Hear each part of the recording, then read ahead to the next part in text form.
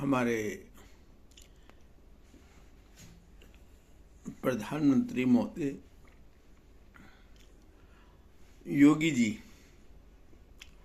बहुत दुख के साथ कहना पड़ता है कि आप लोग के जो सलाहकार हैं वो खजाने को लूटने के लिए सलाह देते हैं और आप उसको प्रोग्राम बनाते हैं। जैसा कि अभी मैंने एक प्रोग्राम देखा कि आवारा पशुओं को पालने के लिए सरकार 80 रुपये प्रतिदिन के हिसाब से दे रही है, जबकि मैं योगी जी को और मोदी जी को लिख चुका हूँ कि मुझे केवल पर्याप्त जगह दे दी जाए, और वो भी ऐसा नहीं कि दान के तौर पर, मुझे बाकायदा सस्ते ब्याज पर प्रॉपर जगह दी जाए। मैं उनके लिए व्यवस्था करूँगा। और पूरे गाजियाबाद ज़िले में जितने भी आवारा, माफ़ी चाहता हूँ आपने आवारा का शब्द लिया है, मैं आवारा नहीं कहूँगा, मासूम गौवंश घूम रहे हैं, मैं उन्हें अपनी गौशाला में ले आऊँगा। और मुझे उसके लिए किसी भी तरह का कोई पैसा नहीं चाहिए। उल्टा मैं ये साबित करूँगा, जो मैंने पहले भी कहा है, अपने उत्तर प्रदेश के गौशाला प्रकोष्ठ के अध्यक्ष हैं हमारे श्याम किशोर गुप्ता जी, कि जो हमारी देसी गाय हैं उनमें 33 प्रकार के देवी देवता विराजमान हैं।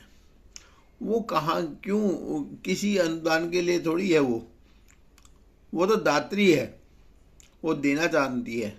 और मैंने तो देखा है, मैंने जब गौशाला शुरुआत की थी मात्र 2 गाय से शुरुआत करके हम 250 तक पहुँचे थे, और जब हमारी गौशाला गीता कॉलोनी दिल्ली में विध्वंस की गई उस टाइम 500 से ऊपर गौवंश हो गए थे। ये तो हमारे देश की बदकिस्मती है कि हमारे को ऐसे ऐसे अधिकारी, या जैसे विश्व हिंदू परिषद के हमारे यहाँ के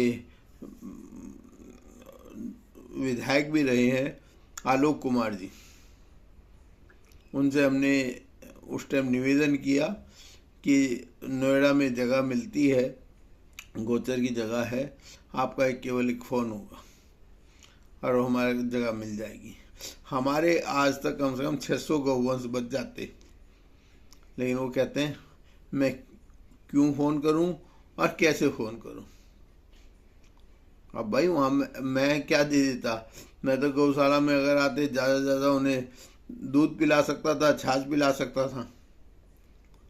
मैं किसी को मंत्री को, जो मंत्री बनाओगे, मंत्री तो आपको करोड़ों रुपया दे देगा। मैं क्या दे सकता हूँ, मैं तो अपना जीवन दे सकता हूँ ज़्यादा से ज़्यादा।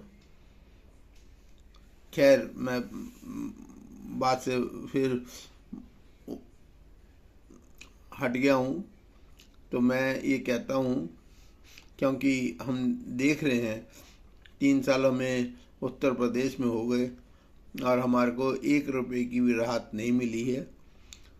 प्रधानमंत्री जी द्वारा मुख्य सचिव उत्तर प्रदेश को हमारे पत्र के संज्ञान में पत्र दिया गया था, जिसमें हमने कहा था कि हमें कोई जगह दी जाए या सस्ते ब्याज पर पैसा दिया जाए ताकि हम गौशाला बना लें, लेकिन कोई जवाब नहीं है।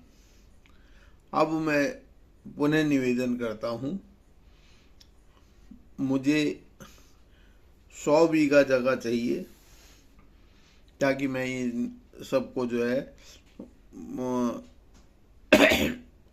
अपने यहाँ ले सकूं। और मैं इनके ऊपर एहसान नहीं करूँगा, ये मेरे ऊपर एहसान करेंगे और इस राष्ट्र को एक ऐसा उदाहरण पेश करेंगे।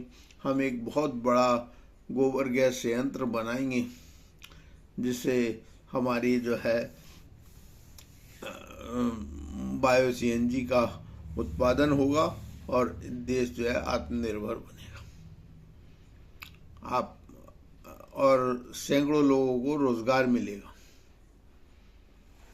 आपसे पुनः निवेदन है कि ये बंदर बांट बंद करो। अब जैसे कि दिल्ली प्रदेश की हमारी मुख्यमंत्री रेखा गुप्ता जी ने करोड़ों रुपए बांटा है, हमारे को नहीं दिया क्योंकि वहाँ पे भी प्रधानमंत्री और राष्ट्रपति का पत्र गया था और हमारे को करोड़ों रुपए का नुकसान हुआ था। हम एक किसी तरह का कोई मुआवजा नहीं चाहिए, हम तो दिखाना चाहते हैं। हम तो रेखा जी को भी कहते हैं कि आज भी आप हमारे को कोई गौशाला दे तो दो जहाँ पे जो आपकी ऑडिट रिपोर्ट में 100 गायें रोज मर जाती हैं हर गौशाला में। हम दिखाएंगे कैसे गाय मरेगी, आत्मनिर्भर गौशालाएं बनेगी और साफ स्वच्छ बनेगी। और हम तो स्पष्ट एक बात और भी कहते हैं, राजीव भाई दीक्षित जिनको जो है मरवा दिया गया क्योंकि वो भी राष्ट्र हित में कार्य कर रहे थे, हमें उन्हें पुनः जीवित करना है। जी हाँ, जीवित इसी तरह होगा कि उनके मार्गदर्शन पर चलते हुए इस राष्ट्र को नशामुक्त, स्वच्छ, स्वस्थ और निरोगी बनाएंगे। ये संभव है और प्राकृतिक खेती करके लोगों की बीमारियां दूर करेंगे। ये सब संभव है, आप समझिए और करिए। मैं तो केवल निवेदन कर सकता हूँ। हाँ, अगर फिर भी आपको लगता है कि मैं छोटा मुंह और बड़ी बात, हमारे गुरु ने बहुत कुछ सिखाया है। हम अपने पथ पे चल रहे हैं और उस पथ पे हम अपनी मंजिल जरूर पाएंगे। राम राम।